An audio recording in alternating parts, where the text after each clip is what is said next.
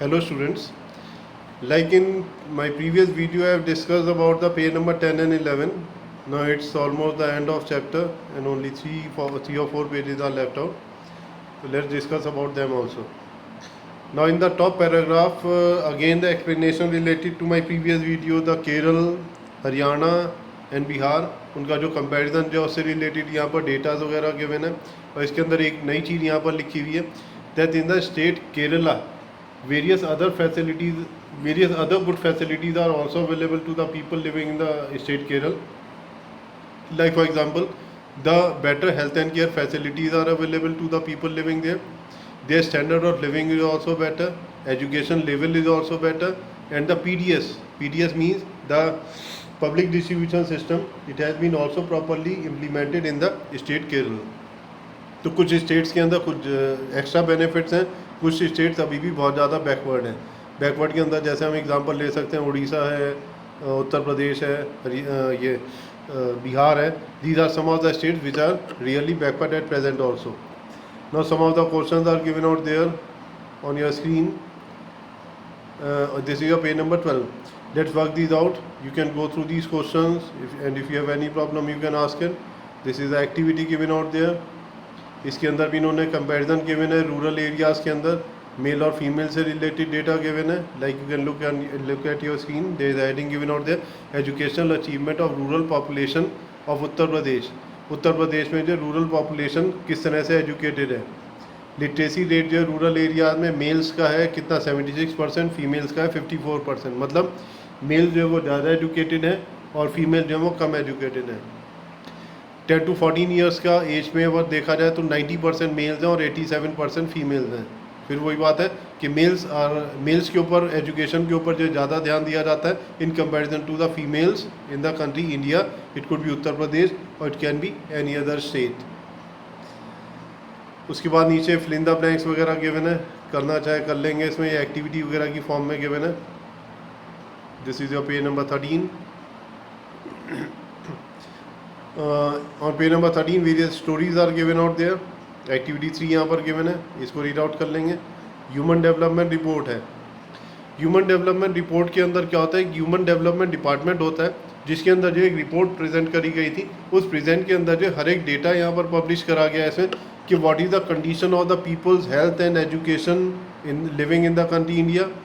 Like you can look at the top on the right hand side health and education indicators such as the ones we use to compare Kerala. ये पीछे वो जो example दी थी उसी को explain कर रखा है इसमें. For instance human development report publish by UNDP, united nation development programme. Full form याद रखेंगे, 1 मार्क में कई बार आ जाती है. UNDP, united nation development programme, compare the countries based on the education levels of the people, health status and the per capita income. UNDP जो है वो compare करता है इसमें लोगों का development on the basis of the various indicators. जैसे यहाँ पर इसमें टेबल में भी आप देखेंगे इसमें ग्रॉस नेचुरल इनकम गिवन है, life expectancy at birth. Life expectancy एक नया टर्म यहाँ पर आया. लाइफ एक्सपेक्टेंसी का मतलब ये होता है for how long people survive in the country India. जो मैक्सिमम सर्वाइवल एज जो है कंट्री के अंदर कितनी है उससे रिलेटेड यहाँ पर फिगर्स वगैरह गिवन है. इंडिया के अंदर यहाँ पर लिखा हुआ है 68.8 ईयर्स है ये. 2017 का डेटा गिवन है. Mean years of schooling of people age 25 years और उससे ऊपर के जो एज के जो लोग हैं कितने एजुकेटेड हैं ये अलग अलग कंट्री से रिलेटेड डेटा गिवन है. इंडिया के अंदर ये हाईलाइट कर रखा है इन्होंने 6.4% है. HDI rank in the world.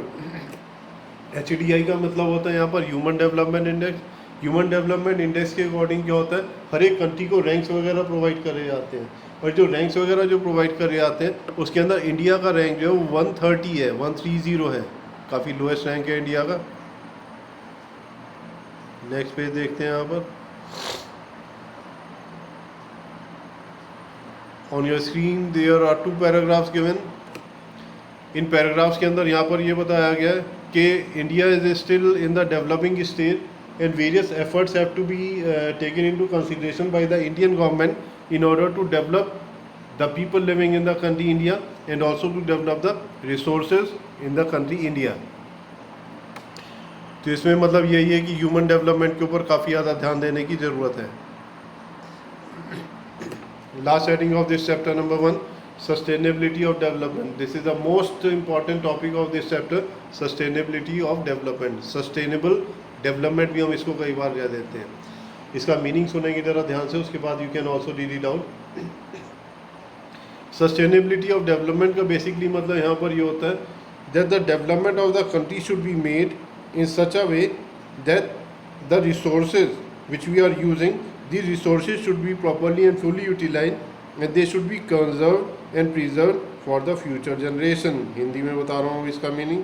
इसका मतलब यहाँ पर ये होता है कि जितने भी रिसोर्सेज हमारे पास अवेलेबल हैं उन सारे के सारे रिसोर्सेज का जो है प्रॉपर फुल यूटिलाइजेशन होना चाहिए, ताकि आगे आने वाली जो जनरेशन है वो भी इसका जो प्रॉपर यूज़ कर सके. इसके अंदर रिसोर्सेज के अंदर अब कई सारी चीज़ें आती हैं, जैसे पेट्रोलियम प्रोडक्ट्स हैं या ग्राउंड वाटर और ये वो कई सारी चीज़ें गिवन है. इसमें एक पिक्चर गिवन है, देखिए आपकी स्क्रीन पर, ग्राउंड वाटर इन इंडिया. इसके अंदर यहाँ पर ये कहता है we should also take away several steps and measures in order to conserve and preserve the ground water in the country India. वैसे तो पूरे वर्ल्ड में होना चाहिए, लेकिन यहाँ पर मेन फोकस इसमें इंडिया के ऊपर दिया गया कि ग्राउंड वाटर रिसोर्सेज को जो कंजर्व और प्रिजर्व करने के लिए various steps have to be taken into consideration. इसके लिए क्या होना चाहिए, we should make the minimum use of water. जहाँ पर ज़रूरी है वहीं पर इसमें वाटर का यूज़ करना चाहिए. There should not be any wastage of water. मतलब जितना ज़रूरत हो उससे कम में जो है उसको यूज़ करना चाहिए, क्योंकि होता क्या है कि जो ग्राउंड वाटर टेबल जो काफ़ी तेज़ी से नीचे जा रहा है. आज से लगभग 20-25 ईयर्स पहले जो ग्राउंड वाटर जो अवेलेबल हुआ करता था अंडर द ग्राउंड, वो अवेलेबल हुआ करता था राउंड अबाउट 45 to 50 फीट्स पर. उसके बाद ये इंक्रीज होते होते 150 फीट पर हो गया.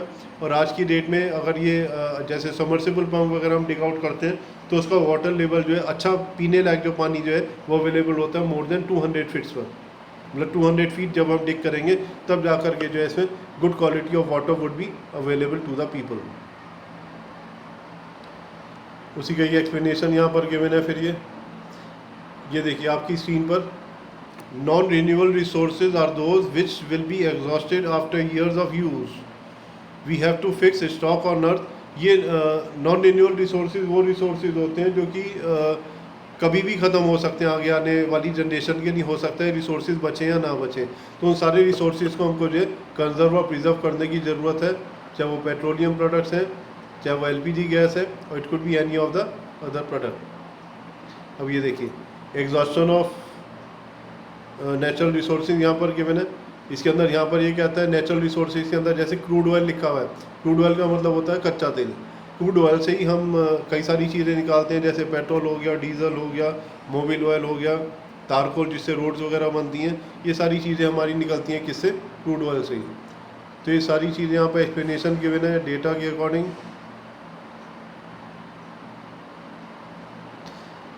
ये रिसोर्सेज अवेलेबल है यहाँ पर मिडिल ईस्ट में, यूनाइटेड स्टेट ऑफ अमेरिका में और पूरे वर्ल्ड के अंदर.